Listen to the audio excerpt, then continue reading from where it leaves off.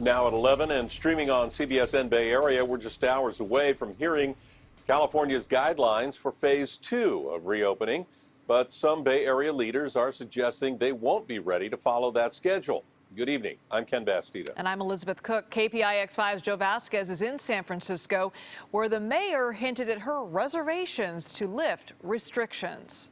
Small business owners I spoke with here in San Francisco say they are anxious to reopen, but the mayor signaled today that could happen more slowly here than the rest of the state.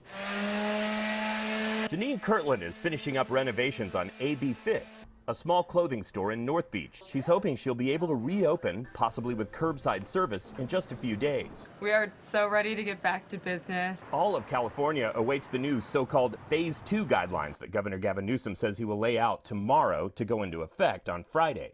Phase 1 was essential businesses, including restaurants serving takeout and grocery stores. Phase 2 is expected to open up retail stores, bookstores, flower shops, and other small businesses with modifications. The numbers are still going up. But San Francisco Mayor London Breed hinted today the city may have its own rules that will likely be more strict than the rest of the state because, she says, we are not seeing a significant enough downturn in COVID-19 benchmarks. The number of deaths are still going up, and we have not lowered the curve. If you look at the Orange County's data after the Huntington Beach party, there's a big blip in cases. It went from around maybe 70 a day to 140 a day for a couple of days.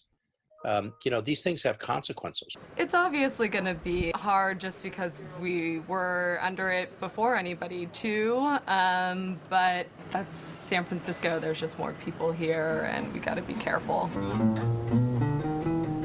We'll get through it. Ida Zuby's family owns Cafe Trieste, which has been closed for weeks. A GoFundMe is now raising money for staffers.